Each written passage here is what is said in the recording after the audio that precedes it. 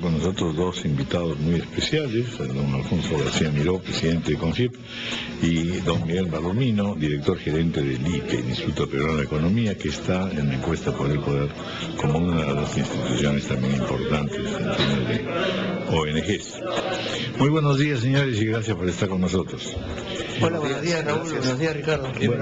Efectivamente, pues la renuncia del economista Miguel Castilla, Luis Miguel Castilla, ha sido para muchos sorprendente, pero en verdad esto estaba ya cantado desde hace un buen tiempo.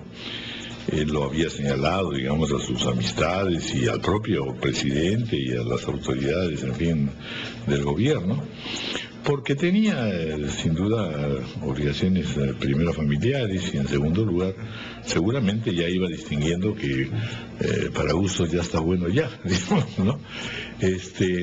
Y hoy día justamente en Perú Económico, en la Semana Económica, perdón, se aborda el tema Castilla, el hombre que se hizo necesario, donde hace un recorrido, en verdad, de cómo fue adquiriendo una importancia creciente dentro del gobierno, y por eso, no obstante que se han sucedido 6 gabinetes, él se ha mantenido permanentemente en el cargo.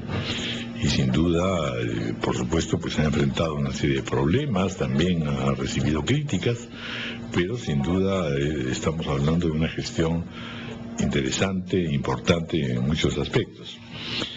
¿Cómo interpretar si la salida es solamente por razones personales y familiares o si también, en efecto, habíamos llegado a un punto en el que era necesario el recambio? Uno de los diarios señala, a propósito del nuevo ministro, las tareas que le esperan, y efectivamente, pues ahí hay varias cosas que parecen pendientes y que de alguna manera vamos a tratar. A ver, don Alfonso García Miró, ¿cómo interpretar esta salida? ¿Cuáles son en realidad los desafíos? Porque finalmente a Castilla le tocó un periodo complicado, pero al mismo tiempo potenciado porque había un crecimiento. Los últimos momentos son los que se han vuelto un poco complicados, sobre todo porque se hablaba de una recesión o el inicio de una recesión. Aparte de que en efecto en términos sociales los reclamos de los fonavistas, de los maestros, de los médicos, en fin, y de las regiones han dado lugar también a una serie de expresiones políticas crecientes. Evaluación primero de la gestión y en segundo lugar, ¿qué explicación plausible hay para esta renuncia? Ya, en el orden que me lo has planteado, Raúl, lo primero que tengo que decir es que como representante de una institución que se pronuncia sobre hechos concretos, preferimos nosotros dejar a la comunidad de los políticos la especulación de cuál ha sido la razón de la salida del ministro. Nosotros tenemos que creer que se trata de razones personales y familiares y creemos que hay suficientes razones por ese lado para que el ministro haya decidido en este momento alejarse. Por otro lado, no hay que dejar de lado que para la comunidad política quizás Castilla, el ministro Miguel Castilla, sea el ministro que más veces ha jurado como ministro en el Perú. Yo no tengo cuenta, las manos me faltan dedos para contar cuántas veces ha especulado sobre su renuncia y su salida. Por lo tanto, no es raro que en un momento finalmente termine siendo la razón de su continuidad o la continuidad del MEF una persona distinta que el ministro Castillo. Ahora, voy a referirme a su gestión como me lo pediste y después a la gestión del nuevo ministro. Para nadie es un secreto que en el gobierno del presidente Humala han habido muchas sorpresas positivas, si tomamos en cuenta cuál fue el origen de su campaña política y cuál fue su plan de gobierno al momento que fue elegido. Hubo una reorientación decisiva y en la que Castillo ha tenido un juego que hacer. Efectivamente, hay mérito de muchas personas. Yo diría que el primer mérito es del presidente y del gobierno y del partido de gobierno en haberse dado cuenta razonablemente en el Perú, a diferencia de lo que ha ocurrido con algunos otros países en Latinoamérica, de cuál era el camino acertado del desarrollo y del crecimiento, sin que eso fuera en contra de sus genuinas intenciones digamos, inclusión social y distribución adecuada del ingreso, sobre todo a los más pobres. Si vemos la gestión del ministro Castilla, ha hecho muchísimo énfasis en programas sociales, cosa que no ha habido como antecedentes en ministros de Economía anteriores. Por lo tanto, ha demostrado que no es incompatible el ministro Castilla, y quizás ese es el mejor legado que nos ha dejado a los peruanos, que no es incompatible los planes de intención o de debilidad social, un gobierno con más alcance social, con más preocupación por los pobres, que no son incompatibles los programas sociales bien administrados con la disciplina fiscal, el orden macroeconómico, el orden financiero, las reservas internacionales, la estabilidad de los mercados. Entonces, el ministro Castilla se ha ganado un lugar en la historia de los buenos ministros que explican la mejor historia económica republicana del Perú, que son los últimos 25 años de crecimiento y de mejoras económicas. El ministro Castilla tiene un rol muy importante, diría yo, dentro de esa explicación del éxito peruano. Ese es mi análisis del ministro Castilla. Y ahora, sobre el nuevo ministro Alonso Segura, tiene todas las condiciones para hacer las cosas bien y ganarse también digamos, un lugar en la historia de la economía exitosa del Perú.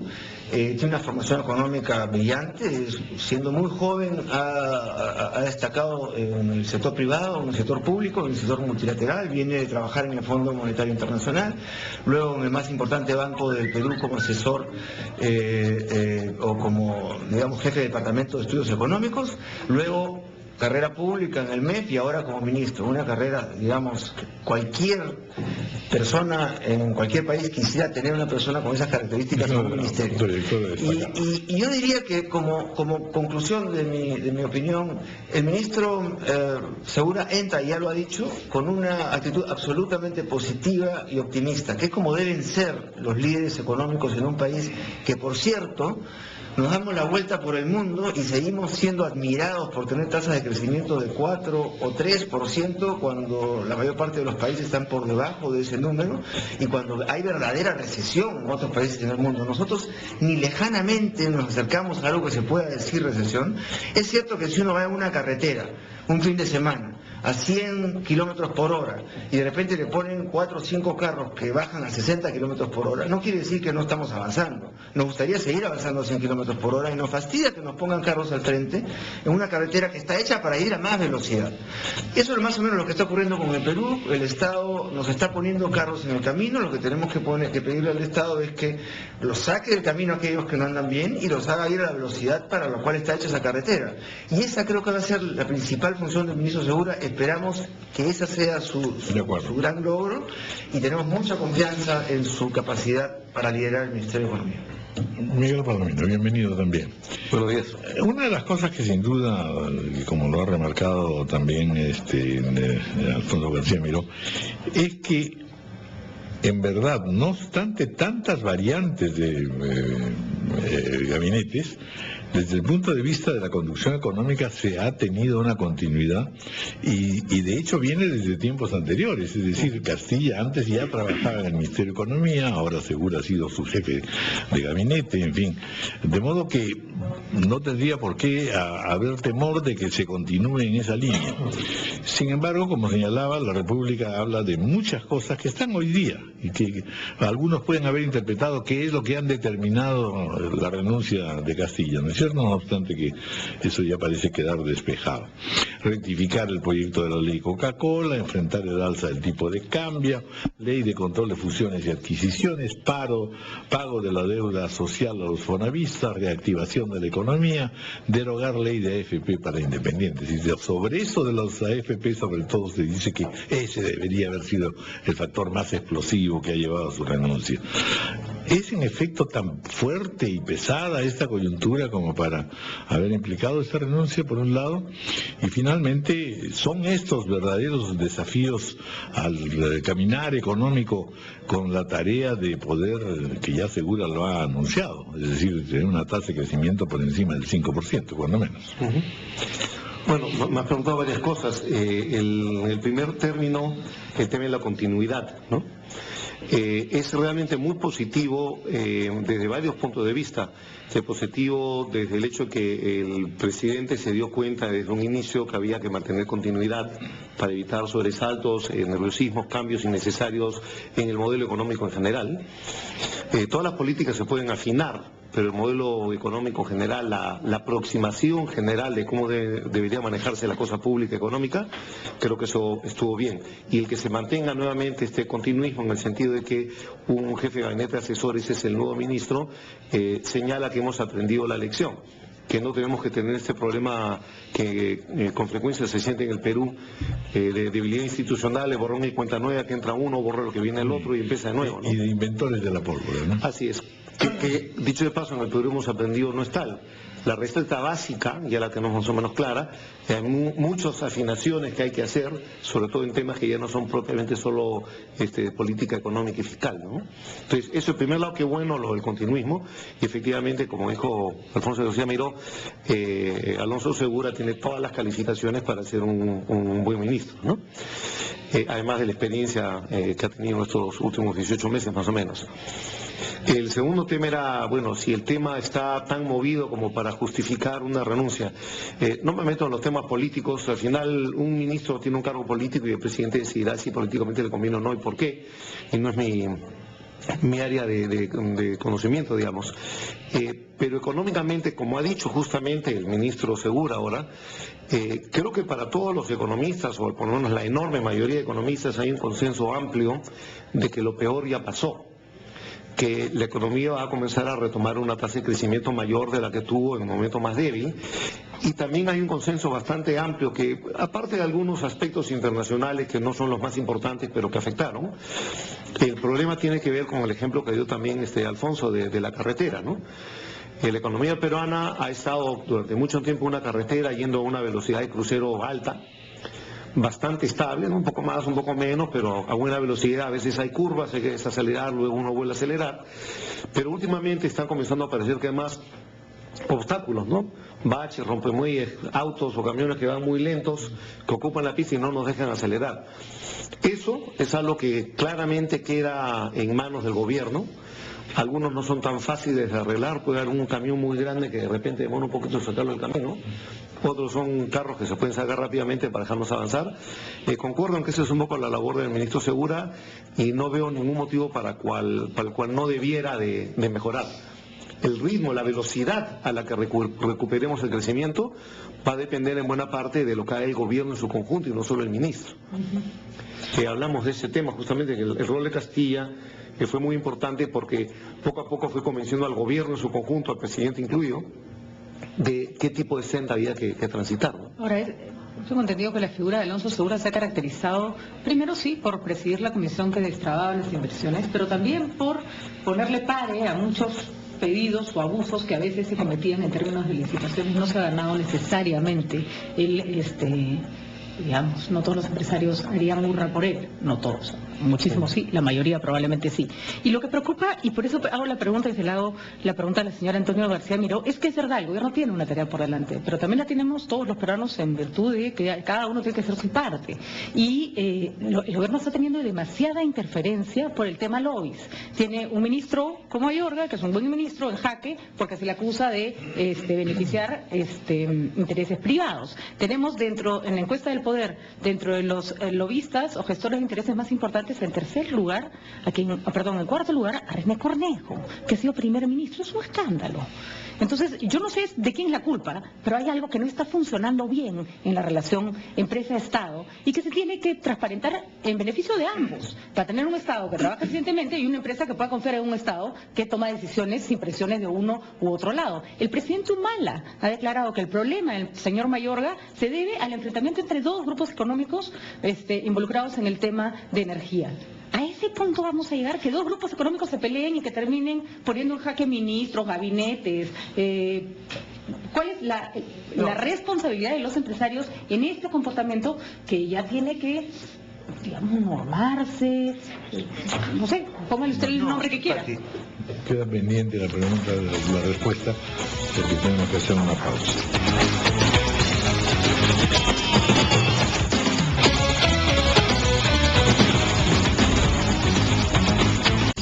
jaque porque supuestamente algunos de sus funcionarios, ministros incluidos, están en problemas involucrados en problemas de gestión de intereses. Hay espacios, digámoslo así, institucionalizados, donde la empresa puede colaborar, intercambiar opiniones con el gobierno, hacer pedidos, sin que esto se lea siempre como que están buscando favoritismo. Sí, ese es un poco mi rol de representación del empresario en el Perú a través del liderazgo en Confiep. Eso es parte de los retos que me planteé desde el principio, institucionalizar la relación sector privado-sector público para hacerla transparente. No tiene nada que ver con gestión de intereses, que por cierto, tampoco tiene nada que ver necesariamente con temas de corrupción.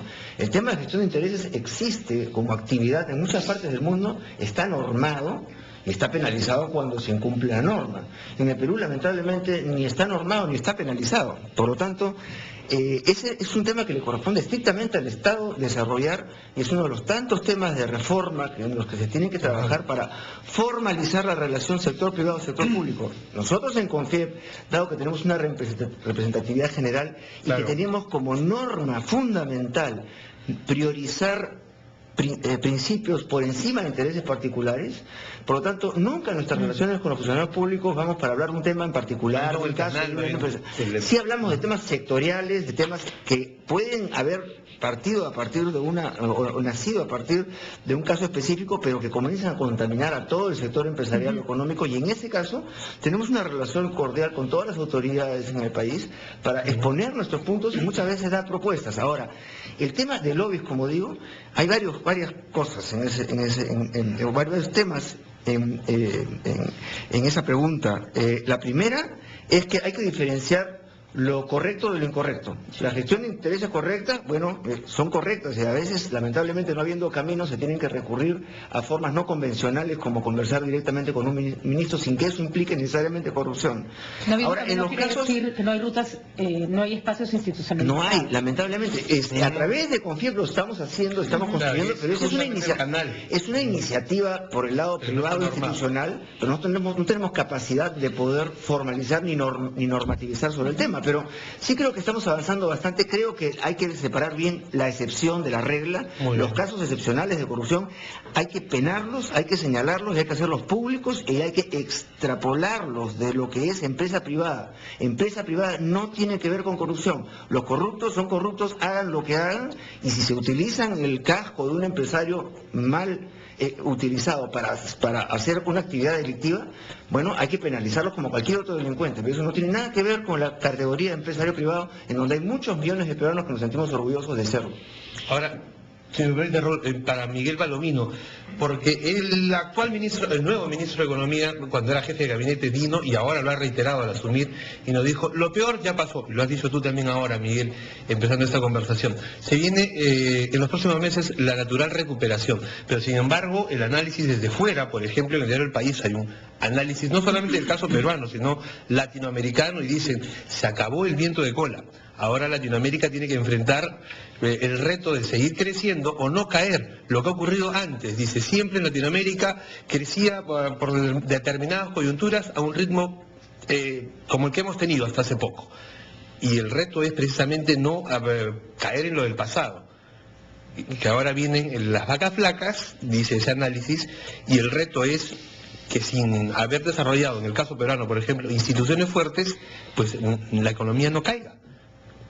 Bueno, en primer lugar hay que distinguir en Latinoamérica, no puedes comparar la situación del Perú con lo que está pasando en Argentina o lo que está pasando en Venezuela. O sea, olvídate de Venezuela. Mira Colombia y México, o Chile. Perdón, pero cuando sale de Latinoamérica en general y que hay varias Latinoamérica crece y después no crece, etcétera, hoy en día hay Latinoaméricas muy distintas, y justamente lo que hemos aprendido en el Perú y en algunos otros países, pero nos importa el Perú hoy día, es que ese tipo de errores del pasado, de dispendio, de exceso de gasto, de exceso de intervencionismo, de exceso de gasto público, de ese tipo de problemas, de falta de disciplina fiscal, externa, eso es lo que hemos aprendido. En el Perú no hay. Hoy día en el Perú no hay un problema de excesos fiscales o excesos externos o excesos monetarios, eso está todo ordenado. Nuestro problema, por supuesto, es todavía político, institucional, pero no es el mismo tipo de problemas económicos que solía haber y que nos llevaban a ese ciclo absurdo en Latinoamérica. Eso en el Perú hoy día ya no hay. Ese peligro no hay en Perú. Pero por ese lado no hay ningún problema. Peligros hay en todos los países, pero por ese lado, que era el problema recurrente que tenía el Perú y buena parte de Latinoamérica en el pasado, en el Perú eso ya no existe. Ahora, lo que sí es importante es que puede haber tiempos mejores o peores, más fáciles o menos fáciles en el mundo. Pero eso lo único que quiere decir es que resulta más importante que hagamos bien nuestra tarea. Al final de cuentas, cómo le va al Perú depende principalmente de lo que decidamos los peruanos y especialmente las autoridades y los trabajadores peruanos. Si hacemos las cosas bien, ¿no? más o menos ahí bien, y hay mucho que mejorar, ¿no? Y la pregunta es, en realidad, creo que también la ha enfrentado de alguna manera Casilla y seguramente toda la administración del señor Humala. Y es que, en primer lugar, internamente tenemos que tener un manejo demasiado integral y complicado. O sea, tenemos cosas muy positivas, pero en el lado social, en el lado de la administración regional, en el lado de la inseguridad ciudadana y de la debilidad institucional, andamos bastante mal. Ese es un aspecto. El otro aspecto es en realidad el que eso se refleja externamente, por un lado, y además existen condicionamientos externos que limitan nuestras posibilidades. No es que tenemos un carro que disminuye la velocidad, es que de repente nos cierran la carretera. No, pero justamente mi intervención es para indicar que tal cosa no existe tal cosa, etcétera. Pero ese es justamente el punto de mi intervención, no existe tal situación. ¿Cuánto influye en verdad la debilidad institucional y los problemas de índole política en el manejo económico? Y a eso se van a ver enfrentados sin duda los ministros que son sensu estricto técnicos. No, pero por supuesto que las debilidades institucionales es lo que más ha obstaculizado el crecimiento y más ha limitado las políticas económicas en el Perú siempre, ¿no? Y también en los últimos años. Pero eso no es un cuento nuevo. O sea, no es que el Perú antes tenía grandes instituciones y qué vamos a hacer ahora que no son buenas. Las instituciones han sido malas en el Perú hace mucho tiempo y pese a ellas hemos logrado salir adelante. Ahora, es un reto muy importante, hay que mejorarlas porque siempre son un lastre. Si uno no las mejora, van a ser un bloqueo continuo, van a ser un obstáculo continuo. Déjame bien complementar lo que estás comentando, porque yo creo que si hay un serio reclamo en la pregunta de Raúl y hay un reto que tenemos que plantearnos todos los peruanos. Ya el viento de cola, los precios internacionales, la gran ventaja de haber tenido un país en ruinas, el cual es muy fácil construir en los primeros momentos, ya esos tiempos pasaron. Ya el mundo internacional no nos acompaña, ya felizmente nos ha dejado algo maduros, ya con edad de poder ser autosuficientes, y ya aquella facilidad de construir sobre algo que no existía y por lo tanto hacerlo fácil tampoco existe. Ya tenemos un país algo bien construido. Ahora el reto es mucho más complejo. Si realmente nosotros en el Perú, y ese es un reclamo que tenemos internamente entre los empresarios, lo estamos haciendo externo para que podamos tener un tema de conversación y de consenso en todo el país. Si realmente queremos hacer transitar a nuestro país, en nuestra generación, los que estamos sentados en esta mesa, hacia el primer mundo, y ese es un reto que podríamos cumplir, digamos, no es... Hace 20 años hablar de eso era ciencia espacial, novela.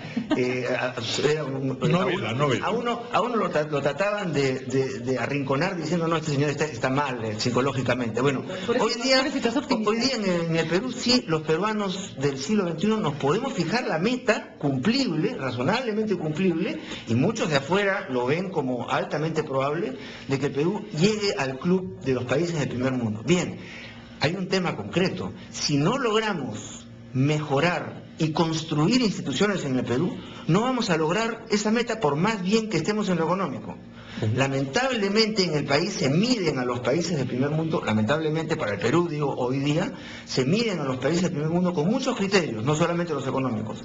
Y hay muchos criterios de medición objetiva de institucionalidad, predictibilidad, respeto por la ley, respeto por las organizaciones. Y la cuestión social. Una de ellas, sí, la cuestión política. Nosotros, por ejemplo... La cuestión social también, ¿no? No la voy a... No, tú la has dicho y yo la suscribo doblemente, pero también tenemos que acordarnos que en el Perú tenemos un problema concreto, grave, institucional. No tenemos partidos políticos.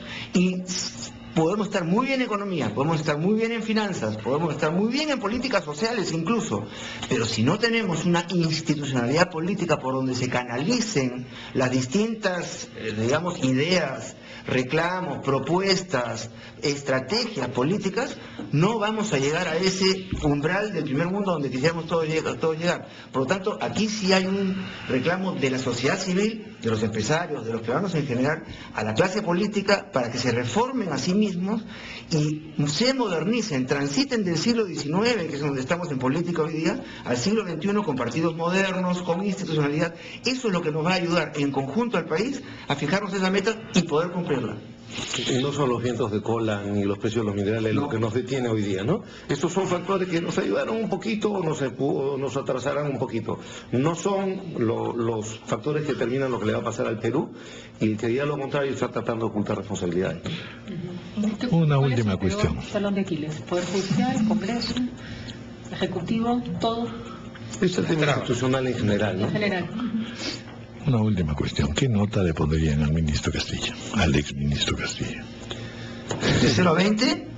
Sí, claro. Yo, como 18, y los 2 puntos con relación al 20 que no los ha tenido han sido los últimos meses en que ha tenido quizás un reconocimiento propio de él, de no actuar con la rapidez con que se venía la preocupación por la paralización del crecimiento en el Perú.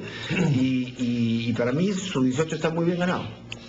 Lo que yo diría es que es imposible distinguir la gestión del ministro nomás de lo que se puede hacer en el contexto de un gobierno.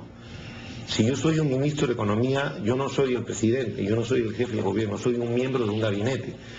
Entonces, yo creo que la función del ministro de Economía, la función que ha cumplido el ministro Castilla cuando lo fue muy buena, pero es bien difícil para una persona que no conozca todos los detalles intrínsecos de cada una de estas decisiones, y yo no lo sé, por supuesto, hasta qué punto hay decisiones que son su responsabilidad y hasta qué punto no lo son en términos técnicos, no políticos, porque siempre políticamente puede hacerlo. En todo caso, yo creo que tiene muy buena nota, y qué tan buena nota va a depender hasta qué grado algunas cosas fueron responsabilidad suya o no fueron responsabilidad suya. Sí, pero por ejemplo, conciliar nuevamente la política genuina del gobierno del que entró, de preocuparse por los más pobres y por la inclusión social, conciliar esas políticas que habían sido hasta antes del ministro Castilla antagónicas con la disciplina fiscal, el ordenamiento y la ortodoxia, es algo que le corresponde originalmente mérito del ministro Castilla y de su gestión, el haber conciliado dos distintas actividades que eran hasta antes de su gestión antagónicas. Como antagónicas cuando en realidad no lo eran, y el ministro ha hecho una excelente labor de mostrar que no lo son. Mire, las tormentas han sido varias, han caído varios gabinetes, y el señor Castilla ha estado ahí. No digo que sea el gran timonel, pero sin duda ha estado cuidando la brújula. Por lo menos económica. Nadie mejora para defenderse que él mismo, pero yo no puedo, como peruano y como representante de una institución en el Perú que tiene que ver con las empresas y con la economía, no puedo no dar una opinión de ese tipo genuina en representación de todos los empresarios en el Perú. Realmente él tiene ese mérito, y ojalá que hayan otros ministros que le sigan con ese mismo mérito. Así transitaremos al primer mundo. Muy bien, bueno, pues muchas gracias, don Alfonso García Miró y don Miguel Palomino, por haber estado con nosotros. Un gusto. Gracias. Buenos días. Vamos a estar, por supuesto, seguro. 8:49, vamos a la pausa.